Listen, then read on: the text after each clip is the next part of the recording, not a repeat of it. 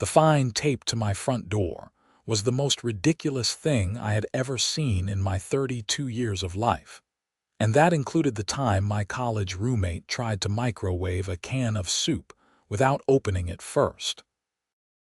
I stood there on my porch in Gilbert, Arizona, holding the bright orange paper in one hand and my morning coffee in the other, reading the same sentence over and over because my brain refused to accept what my eyes were seeing. Violation: unauthorized vehicle parking in residential driveway. Fine: $250. Repeat offense penalties may apply. My truck, my own truck, parked in my driveway, the driveway that belonged to my house. The house I had purchased 8 months ago with money from my inheritance and years of saving from my job as a software engineer. I looked over at my blue Ford F-150 sitting peacefully on the concrete driveway, exactly where I had parked it last night after grabbing groceries. It was not blocking the sidewalk. It was not leaking oil. It was not covered in graffiti or sitting on blocks. It was just a normal truck in a normal driveway doing exactly what trucks and driveways were designed to do together. The signature at the bottom of the citation made my jaw clench. Patricia Hendricks, HOA president. Of course it was Patricia. The woman had made it her personal mission to make my life miserable since I moved into Saguaro Springs. Our little planned community with its beige houses and perfectly manicured lawns that all looked like they came from the same catalog. I pulled out my phone and called the HOA hotline, which rang exactly 7 times before going to voicemail. I did not leave a message. Instead, I grabbed my keys, got in my truck, which was apparently committing some heinous crime by existing in my driveway, and drove the 3 blocks to Patricia's house. Her home was the largest in the neighborhood, a sprawling 2-story monument to bad taste with fake columns, and a fountain in the front yard that featured a concrete cherub that looked like it was constantly judging everyone who walked past. Her silver Lexus sat in her driveway without a citation on it, naturally. I rang the doorbell and waited, trying to organize my thoughts into something resembling a calm and rational argument. The door opened, and there she was. Patricia Hendricks stood about 5'4", had the kind of asymmetrical blonde haircut that screamed, "I want to speak to your manager," and wore a pink velour tracksuit at 9 in the morning on a Tuesday. She looked at me with the kind of smile that never reached her eyes. "Marcus Connelly," she said, my name coming out like an accusation. "I suppose you received your notice." "Yeah, I got it. Want to explain why I am being fined for parking in my own driveway." She adjusted her glasses, which hung on a pearl chain around her neck. "It is all in the HOA bylaws, which you signed when you purchased your property. Section 12, paragraph 4, subsection B clearly states that recreational vehicles, commercial vehicles, and trucks must be parked in an enclosed garage and not visible from the street. It is a pickup truck. A regular pickup truck. Half the neighborhood has trucks. Those trucks," Patricia said, her voice taking on that particular tone of condescension that made my teeth hurt, "are parked in garages. Your home, as we are all aware, does not have a garage, only a carport." I had to stop myself from laughing. "You cannot be serious. A carport is for parking. That is literally its entire purpose." "The bylaws are very clear, Marcus. All vehicles must be in an enclosed structure. A carport does not qualify as it has open sides." "I have given you multiple verbal warnings over the past 3 months. That was news to me. You have never said a word to me about this." Patricia's smile got tighter. "I left notes in your mailbox on 3 separate occasions. Those were not warnings. Those were passive-aggressive print-outs of random sections of the HOA rules with words highlighted in yellow. There was not a single mention of my truck specifically. Nevertheless, you were informed. The fine stands. You have 30 days to pay or we will place a lien on your property." She started to close the door. I put my hand on the door frame, not pushing, just stopping it from closing. "So what exactly do you expect me to do? Sell my truck? Park on the street?" Street parking is also prohibited per the bylaws, Section 8. "You need to either park your vehicle in an enclosed garage or remove it from the community entirely." "I do not have a garage. My house came with a carport." "That sounds like a personal problem, Marcus. Perhaps you should have considered that before purchasing a home in a community with standards." She pushed the door closed, and I heard the deadbolt slide into place. I stood there for a solid minute, trying to process the absolute insanity of what just happened. Then I walked back to my truck, my illegal truck, and sat in the driver's seat while I called my best friend Derek. "Dude, you are not going to believe this," I said when he picked up. Derek had been my friend since high school, and he currently worked as a contractor specializing in quick-build projects. He listened to my entire rant about Patricia and the HOA and the stupid fine, occasionally making sounds of disbelief. "That is actually insane," he said when I finished. "Can they even do that, apparently?" "I am going to call a lawyer, but from what I remember when I bought the place, HOAs in Arizona have crazy amounts of power. They can fine you, put liens on your house, even foreclose in extreme cases. Over parking in your driveway. Over parking in my driveway." Derek was quiet for a moment, and I could practically hear the wheels turning in his head. "What if you built a garage? I mean, yeah, eventually. But that takes time and permits and money. The fine is due in 30 days. No, I mean, what if we built a garage fast? Like, really fast?" "How fast are we talking?" I am looking at my schedule right now. I've got a crew finishing up a job this week. What if we pulled an all-nighter and built you a basic enclosed garage structure? Nothing fancy, but enough to meet the HOA requirement. I laughed, but Derek did not laugh with me, and I realized he was serious.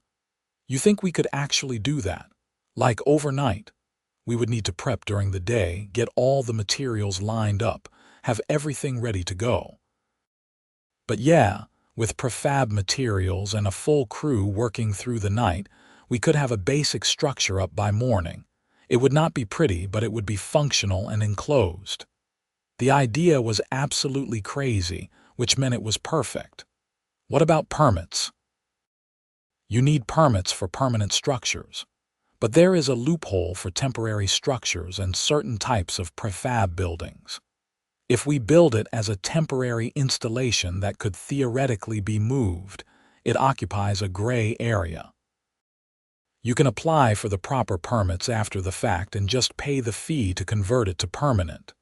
As long as it meets safety codes, which it will, nobody can make you take it down while the permits are processing." "How much would this cost me?"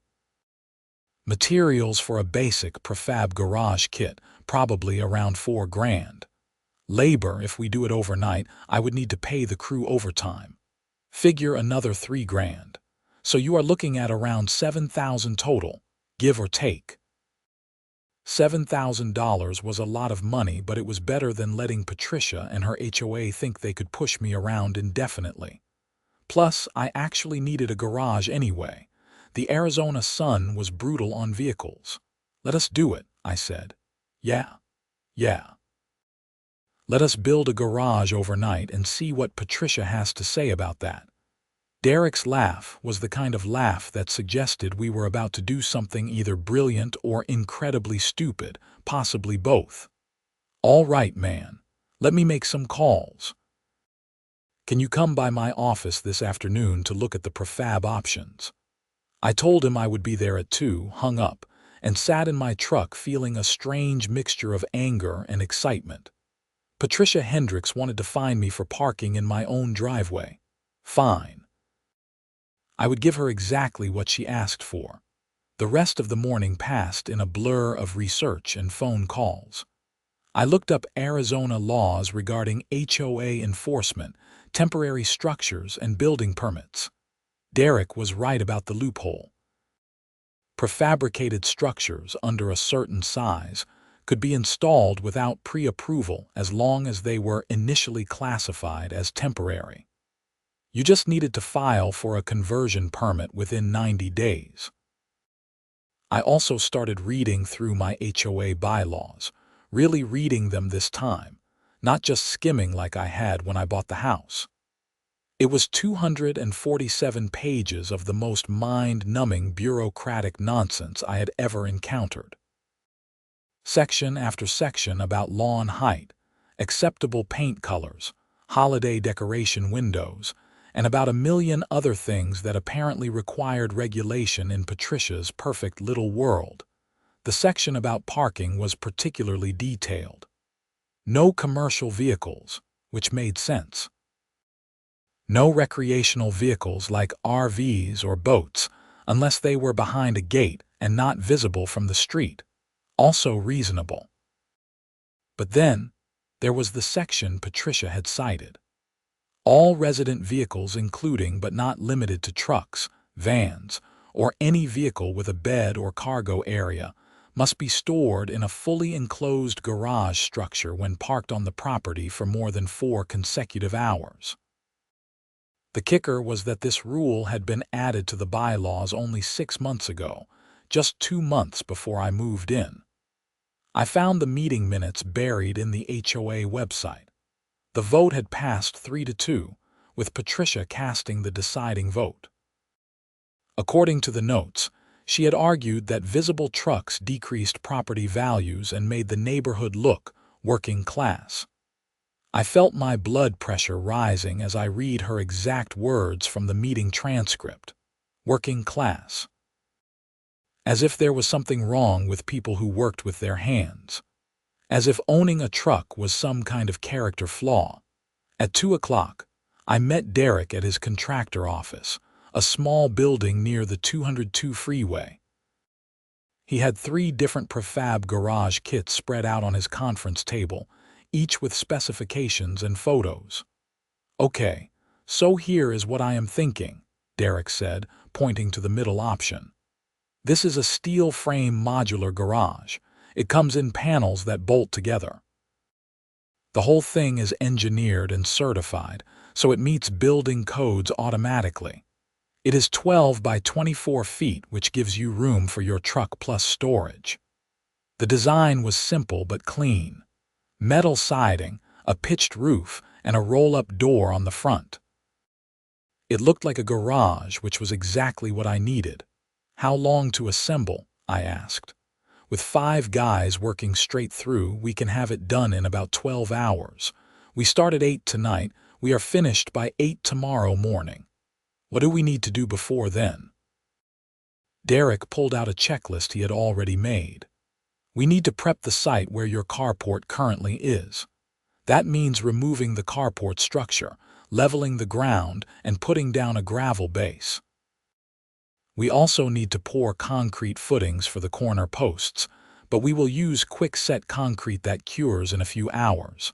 I can get a crew over to your place at noon tomorrow to start the prep work. Tomorrow is Wednesday. Can we have everything ready by tomorrow night? That is the plan.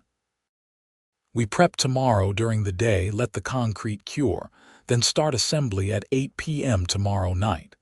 By Thursday morning, you have got a garage."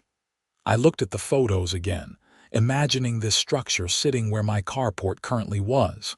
"Let us do it." Derek grinned and stuck out his hand. We shook on it, and just like that, I had committed to building a garage in less than 48 hours out of pure spite. My mother would have been so proud. I spent the rest of Tuesday evening preparing for the chaos that was about to descend on my property. I called my neighbors on either side to give them a heads up that there would be construction noise tomorrow and tomorrow night. Mrs. Chen, the elderly woman on my left, was thrilled. "Good for you," she said, her accent thick but her meaning clear. "That Patricia, she is terrible." Last month she fined me because my grandson's basketball hoop was 6 inches into the setback zone. 6 inches. It is good you stand up to her. My neighbor on the right, a guy named Tom who worked as a physical therapist, was equally supportive. Dude, if you need anything, let me know. Patricia tried to make me remove my garden shed last year because it was 2 feet taller than the HOA allows. I had to get a lawyer involved. Cost me $3,000 in legal fees just to keep a shed I built with my own hands. The more I talked to my neighbors, the more I realized that everyone had a Patricia story. She had fined the Johnsons for having the wrong shade of beige on their trim. She had tried to ban the Rodriguezes from flying the American flag because it was larger than the permitted size. She had sent a formal complaint to the city about the Petersons' daughter's birthday party because there were balloons visible from the street for more than the allowed 4 hours. Patricia Hendricks was not just annoying. She was a tyrant with a laminated copy of the HOA bylaws and too much free time. Wednesday morning arrived with the kind of beautiful Arizona weather that made me remember why I moved to Gilbert in the first place. Clear blue skies, temperature in the low 70s, perfect construction weather. Derek's crew arrived at noon in 2 trucks loaded with equipment. I watched from my front porch as they got to work dismantling my carport. The structure came down surprisingly quickly. Just a matter of unbolting the support posts and removing the corrugated metal roof panels. By 2 o'clock, the carport was completely gone, leaving just a concrete slab and my truck sitting in the driveway looking confused about the sudden lack of shade. The crew chief, a guy named Miguel who had worked with Derek for years, walked me through what they were doing. "We are going to dig post holes at the 4 corners and along the sides here," he explained, marking spots with orange spray paint. "Quickset concrete goes in, then we level everything and lay down a compacted gravel base. The prefab panels need a level surface to bolt together properly." "How confident are you that we can finish this overnight?" I asked. Miguel smiled. "Derek does not do anything halfway. We have got all the panels pre-sorted and labeled. The instructions are clear.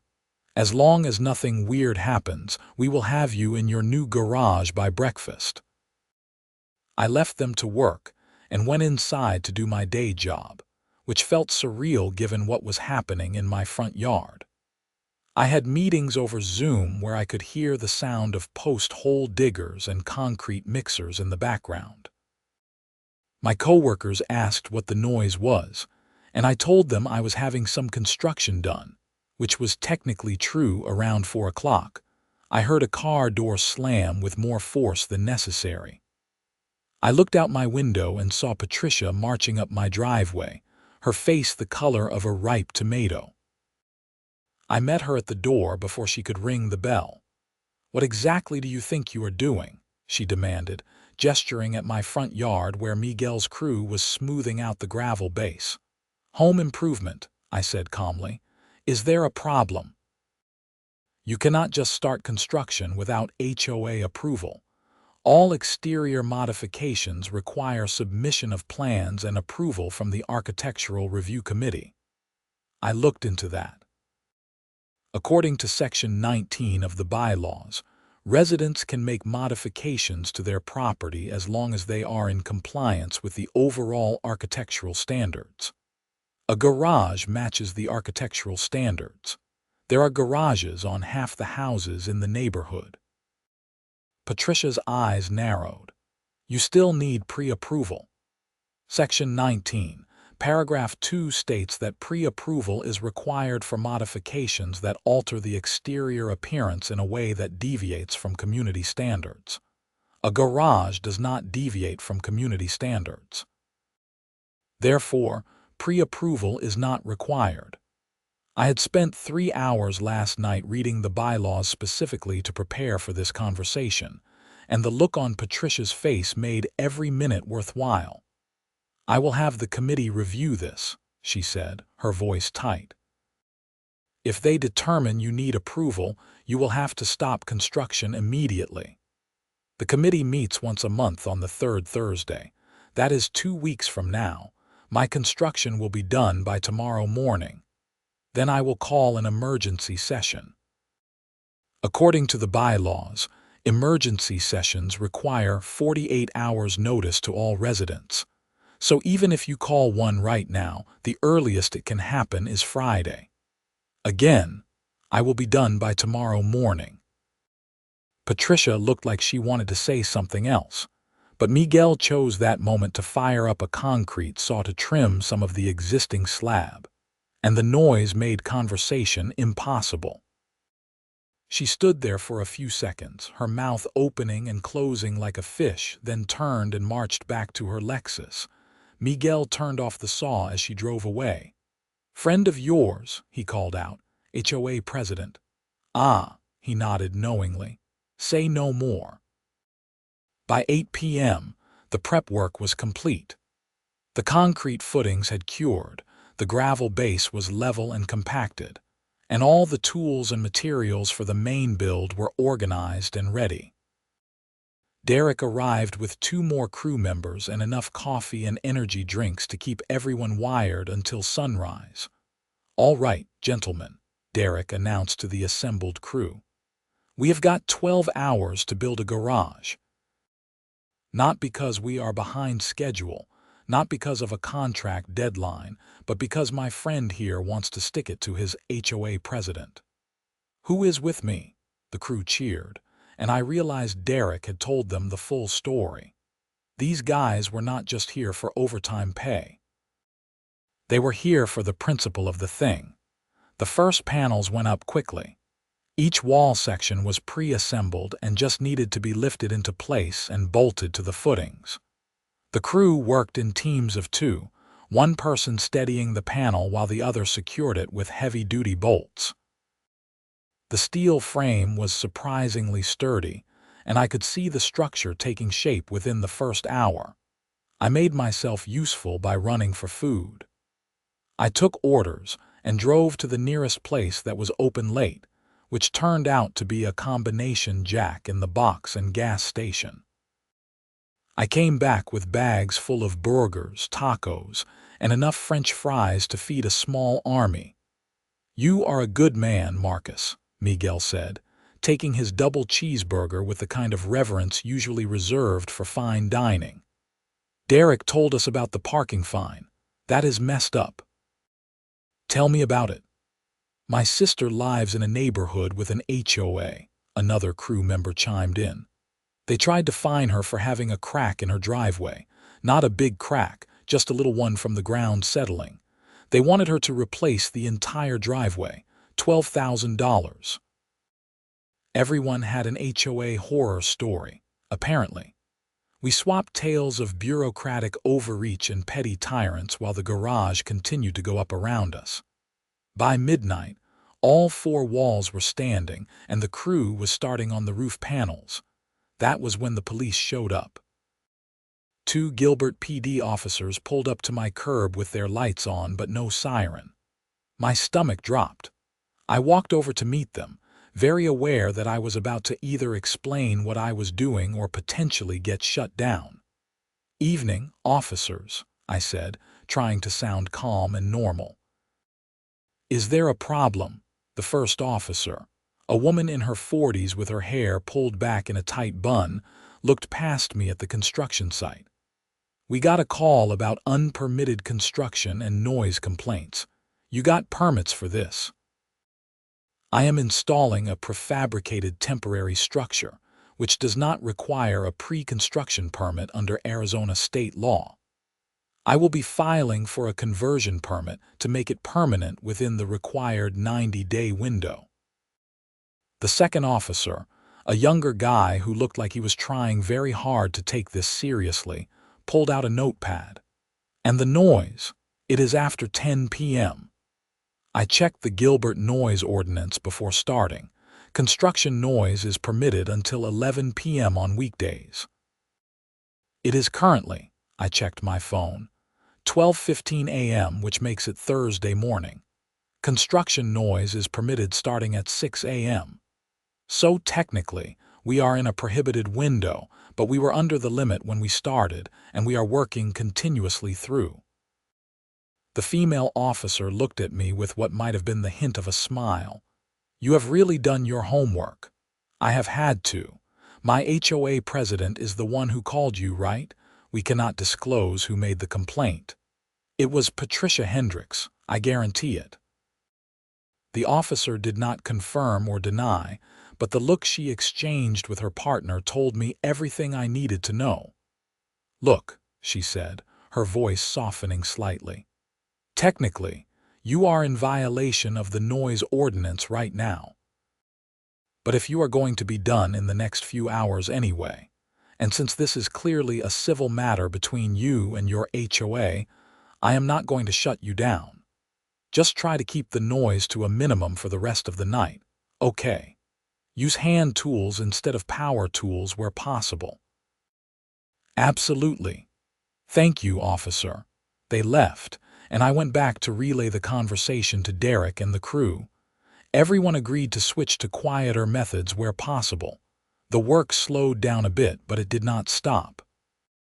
Around 3 a.m., I was holding a flashlight for Miguel while he hand-tightened bolts on the roof panel joints, and I realized this was one of the weirdest nights of my life.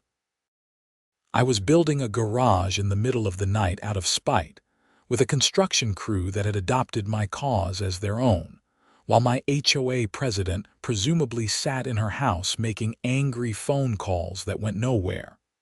It was also kind of perfect. The eastern sky was just starting to lighten when Derek stepped back and looked at the structure with a critical eye. All right, last piece. Let us get the door installed. The roll-up garage door was the final major component. It took 4 people to lift it into position and secure it to the track system. Once it was mounted, Derek tested the mechanism, and the door rolled up and down smoothly with a satisfying mechanical sound. We still need to do trim work and weatherproofing, Derek said, but structurally, this is a complete enclosed garage. Congratulations, Marcus. You are now in compliance with your HOA bylaws. I looked at my watch. 7:35 a.m. We had done it. In less than 12 hours, we had erected a fully functional garage where my carport used to be. The crew packed up their tools while I stood there staring at my new garage with a mixture of exhaustion and pride. It was not fancy.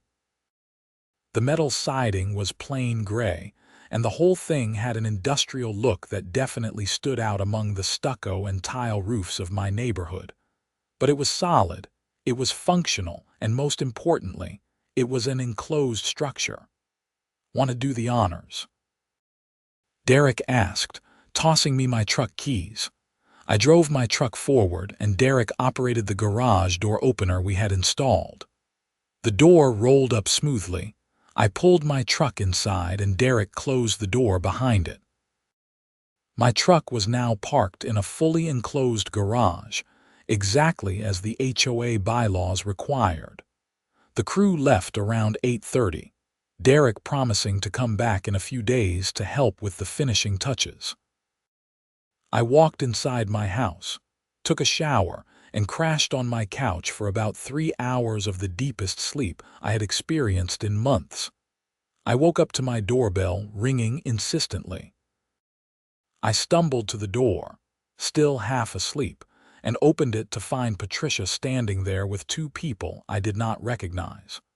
One was a thin man in his 60s wearing khakis and a polo shirt. The other was a woman in her 50s with a tablet and an expression that suggested she had been dragged here against her will. Marcus Connelly, Patricia said formally, as if we were in a courtroom.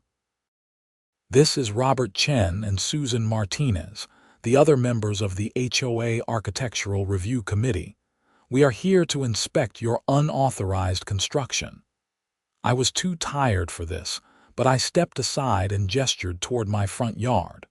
Inspect away. The three of them walked around my new garage, taking photos and making notes. Robert measured distances from the property line with a tape measure. Susan tapped things on her tablet. Patricia just glared at the structure like it had personally offended her. After about 10 minutes, they huddled together for a whispered conversation. I could not hear what they were saying, but I could see Patricia gesturing angrily while Robert and Susan both looked uncomfortable. Finally, they came back to my front door. Robert was the one who spoke. "Mr. Connelly, I have reviewed the structure, and while the construction itself appears to be sound and meets setback requirements, the issue is that you did not submit plans for architectural review before beginning construction." Section 19, Paragraph 2 of the bylaws, I said, pulling out my phone where I had bookmarked the relevant section. Pre-approval is only required for modifications that deviate from community architectural standards. There are garages throughout the neighborhood. My garage does not deviate from the standard. Susan spoke up for the first time. He is right. I checked the bylaws last night after Patricia called the emergency meeting. A garage is a standard architectural feature in the community. Patricia's face flushed. But the color? It is gray metal siding. The architectural standards require all structures to match the primary residence. I had been ready for this one too. Section 19, Paragraph 5 states that detached structures such as storage sheds and garages may use alternative materials and colors as long as they are neutral tones that complement the neighborhood aesthetic. Gray is a neutral tone. "This is ridiculous," Patricia said, her voice rising. "You cannot just build whatever you want on your property. Actually, I can, as long as it complies with the bylaws, which it does." Robert cleared his throat. "Patricia, I think we need to accept that Mr. Connelly has followed the rules here. I do not like the way he went about it, building overnight without discussion, but technically he is in compliance." "I want a formal review at the next committee meeting," Patricia insisted. "Fine," I said. "Review it all you want. In the meantime, I will be parking my truck in my fully enclosed garage, exactly as required." Patricia looked like she wanted to argue more, but Robert and Susan were already walking back to their cars. She had no choice but to follow, but not before giving me one last look that promised this was not over. I closed the door and leaned against it, letting out a long breath. Phase 1 was complete. I had my garage, but I had a feeling Patricia was not going to let this go easily. Over the next few days, I focused on finishing the garage properly. Derek came back with supplies to add insulation, install proper lighting, and seal all the gaps. We painted the interior walls white to brighten up the space and added some basic shelving for storage. By the following Tuesday, exactly 1 week after I received the original parking citation, I had a fully functional, professionally built garage. I also filed all the proper paperwork with the city. The temporary structure conversion permit was approved within 3 days, and I paid the $200 processing fee. Everything was legal, documented, and by the book. The HOA committee meeting was scheduled for Thursday evening at 7 p.m. in the community clubhouse. I cleared my schedule and showed up 15 minutes early, bringing with me a folder containing copies of all my permits, photos of the construction process, and highlighted sections of the HOA bylaws. The clubhouse was a small building near the neighborhood entrance, with a meeting room that could hold maybe 30 people. When I arrived, about a dozen residents were already there, sitting in the folding chairs that faced a table at the front where Patricia and the other committee members would sit. Mrs. Chen waved me over to sit next to her. "I would not miss this," she whispered. "Everyone is talking about your garage. Some people think you are a hero. Some people think you are crazy. "What do you think?" She patted my hand. "I think you are both." The meeting started right at 7 with Patricia calling things to order with a gavel that seemed excessive for a small neighborhood meeting. They went through standard business first. Approval of the previous meeting minutes, treasurer report showing the HOA had about $40,000 in reserves, discussion of pool maintenance issues. Then Patricia pulled out a stack of papers and said, "Next item. The unauthorized garage construction at 847 Desert Willow Lane." Everyone turned to look at me. I gave a small wave. "Mr. Connelly," Patricia continued, "built a large metal garage structure on his property without submitting plans to this committee for review and approval. While some members have suggested this does not violate our bylaws, I believe it sets a dangerous precedent. I am proposing that the committee retroactively deny approval for this structure and require Mr. Connelly to remove it within 30 days. A few people in the audience murmured. Robert Chen, sitting to Patricia's left, shook his head. "Patricia, we discussed this. We cannot retroactively deny something that did not require approval in the first place. Every exterior modification requires approval," Patricia insisted. Susan Martinez pulled out her own copy of the bylaws. "Not according to Section 19. Would you like me to read it again?" "I know what Section 19 says, but there is also the matter of community aesthetics. That garage is an eyesore." A hand went up in the audience. It was Tom, my neighbor. "Can residents speak?" "This is not a public forum," Patricia said. "Actually," Robert interrupted, "the bylaws allow for resident comments on agenda items. Please go ahead." Tom stood up. "I live right next to Marcus, and I think his garage looks fine. Better than fine, actually. It is clean, well built, and honestly makes his property look more finished than it did with just the carport." Another hand went up. Mrs. Chen stood without waiting to be called on. "I also like the garage. And I think it is funny that we are discussing this when Patricia's house has that terrible fountain with the peeing cherub that everyone hates. But nobody says anything because she is the president." The room erupted in laughter and murmurs of agreement. Patricia's face went through several shades of red. "Order," she said, banging her gavel. "This is not about my fountain. This is about unauthorized construction." I raised my hand. "May I speak?" Patricia looked like she wanted to say no, but with everyone watching, she had no choice. "Fine." I stood and pulled out my folder. "I have copies of all my permits here, approved by the City of Gilbert. I also have the sections of our HOA bylaws that specifically allow for what I did. My garage meets all setback requirements. It is a standard architectural feature found throughout the neighborhood, and it is built to code.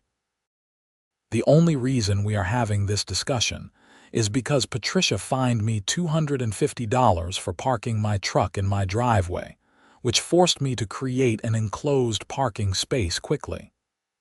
"You could have sold the truck," Patricia interjected. "Why should I have to sell my truck? Because of an arbitrary rule that was only added to the bylaws 6 months ago." More murmurs from the audience, these ones sounding sympathetic to me. Another resident stood up, a middle-aged man I recognized from seeing him jogging in the mornings. "I want to bring something up. I looked at the meeting minutes from when that parking rule was added. It passed 3-2 barely, and Patricia cast the deciding vote. I think we should call for a vote to remove that rule entirely. It is causing more problems than it solves."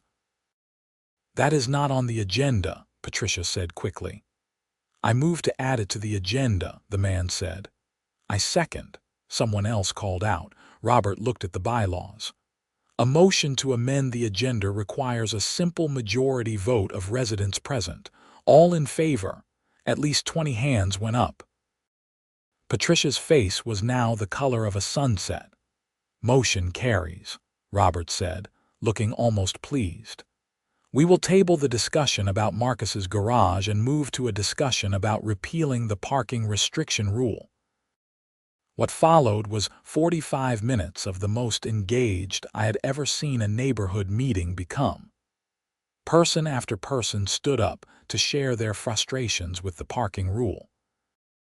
One woman talked about how her son had to park his work truck 3 blocks away at a shopping center and walk home every night. Another man explained that he had been considering buying a truck for his landscaping business, but could not because of the rule. Patricia tried to defend the rule, arguing about property values and neighborhood appearance, but she was clearly losing the room. When Robert finally called for a vote to repeal the parking restriction, it passed 28-3. Only Patricia and 2 of her friends voted to keep it. The parking restriction is hereby repealed, effective immediately, Robert announced. Mr. Connelly, your fine is voided. The meeting ended shortly after, and several residents came up to shake my hand and thank me for standing up to Patricia. Mrs. Chen hugged me and whispered, "You started a revolution." I drove home feeling lighter than I had in weeks. My truck was legal to park in my driveway again, my garage was approved, and I had somehow accidentally organized a neighborhood rebellion against an unfair rule. But as I should have expected, Patricia was not done. 3 days later, I received another citation. This one was for excessive exterior lighting because my garage had motion sensor lights that Patricia claimed were shining into her yard and disturbing her peace. Her house was 3 houses down and across the street. There was no possible way my garage lights were affecting her. I took photos showing the light angles and proving they pointed down at my driveway, not toward any neighboring properties. I submitted them to the HOA along with a formal complaint about harassment. 2 days after that, another citation. This time for unauthorized modifications to landscaping, because I had removed a bush that was blocking my garage door. Never mind that the bush was on my property and was half dead anyway. Patricia was on a vendetta, and it was becoming increasingly clear that she would not stop until either I moved away or she found a reason to make my life so miserable that I gave up. I decided to fight back with documentation. I started keeping a detailed log of every interaction with Patricia, every citation I received, and every HOA rule she selectively enforced. I filed formal complaints for each frivolous citation. I showed up at every committee meeting, which clearly annoyed Patricia to no end. At the June meeting, things came to a head. Patricia proposed a new rule that would require all garages in the neighborhood to match the architectural style of the primary residence within 90 days. The rule was obviously targeted at me and my metal garage. But she had underestimated how much political capital she had lost. Robert spoke first. "Patricia, this is the 3rd clearly retaliatory rule you have proposed in as many weeks. I am voting no, and I am also formally proposing that we hold an election for a new HOA president. Your term ends in December anyway. Let us move the election up to July and let the residents decide if they want to continue with your leadership." Susan immediately seconded the motion. The vote to hold an early election passed, with Patricia unable to vote on a matter that directly concerned her position. Patricia stood up, her hands shaking. "This is a coup. You are all conspiring against me because I try to maintain standards." "No," Robert said calmly. "We are responding to complaints from dozens of residents about selective enforcement and harassment. You have turned the HOA into your personal fiefdom, and people are tired of it." Patricia grabbed her papers and purse and stormed out of the meeting. We could hear her car peel out of the parking lot. The election was scheduled for mid-July. 3 people ran for president, including Robert Chen, and a younger woman named Diana Foster, who had lived in the neighborhood for 5 years. Patricia technically could have run for re-election, but she did not submit her name. Robert won in a landslide, and his first act as president was to propose a comprehensive review of all HOA rules to eliminate those that were unnecessarily restrictive or rarely enforced. The community voted overwhelmingly in favor. I thought that was the end of it. Patricia had lost her power base, the rules were being reformed, and life in Saguaro Springs was returning to normal.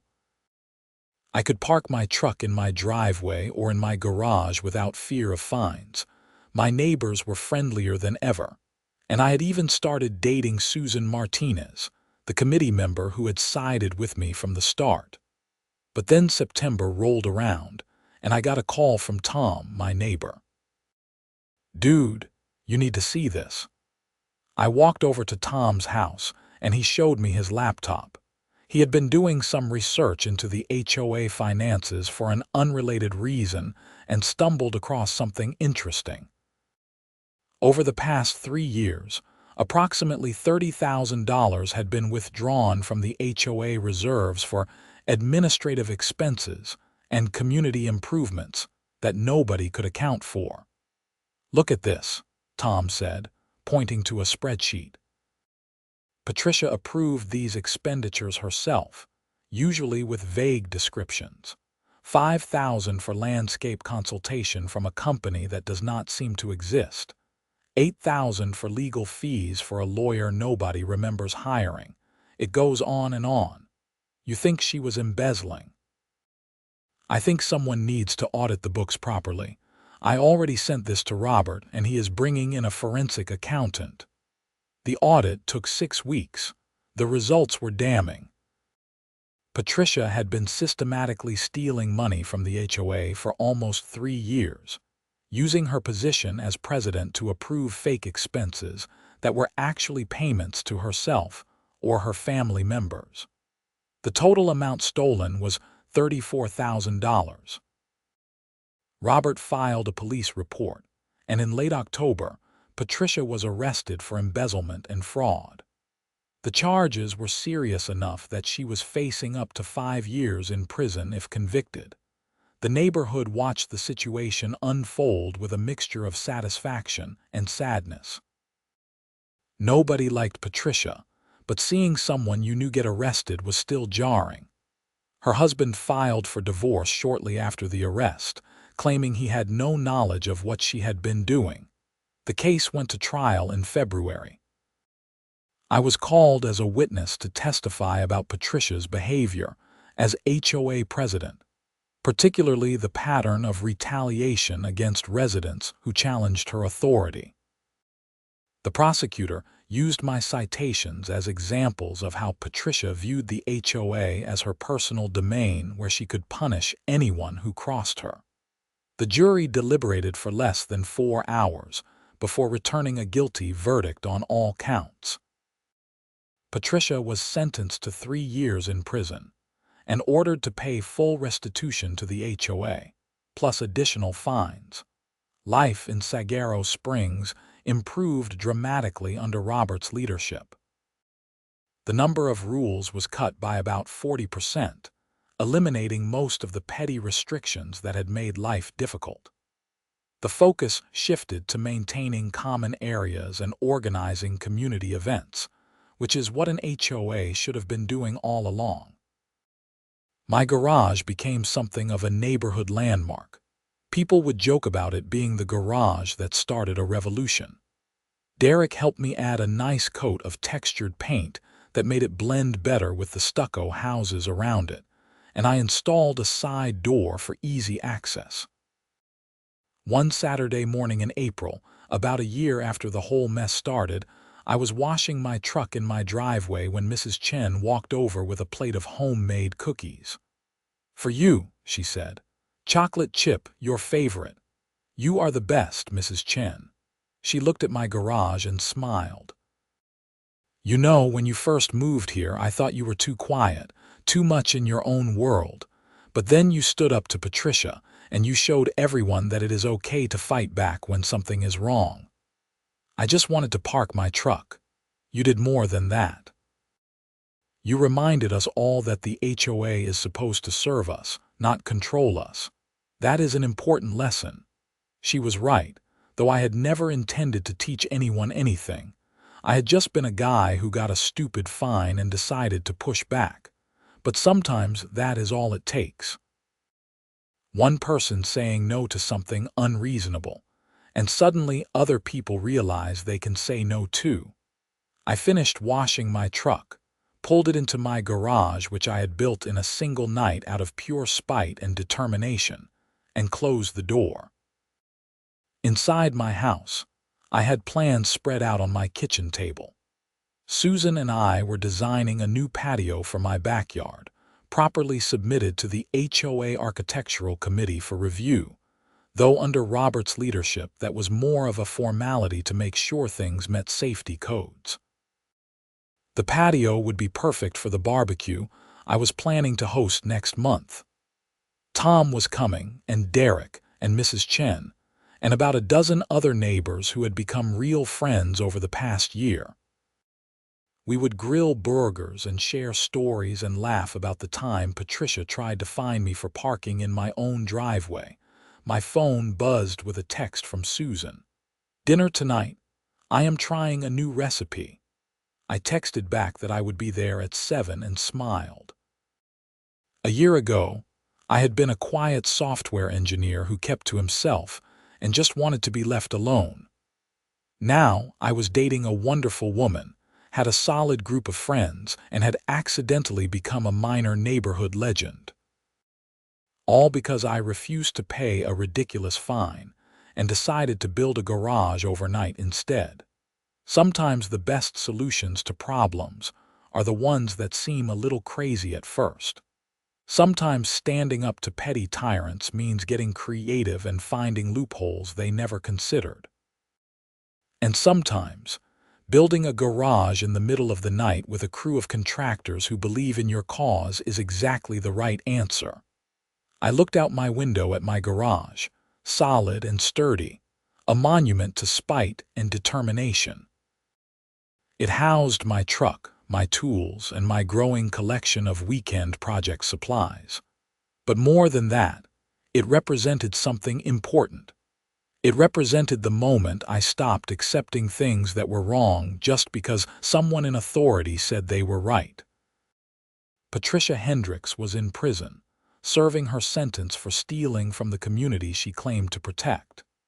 The HOA was functioning better than ever under leadership that actually cared about residents. And I had a garage that I built overnight, which would forever be my favorite story to tell. The citation that started it all was framed on my garage wall, right next to the permit approval, and a photo of Derek's crew raising the first wall panel at midnight.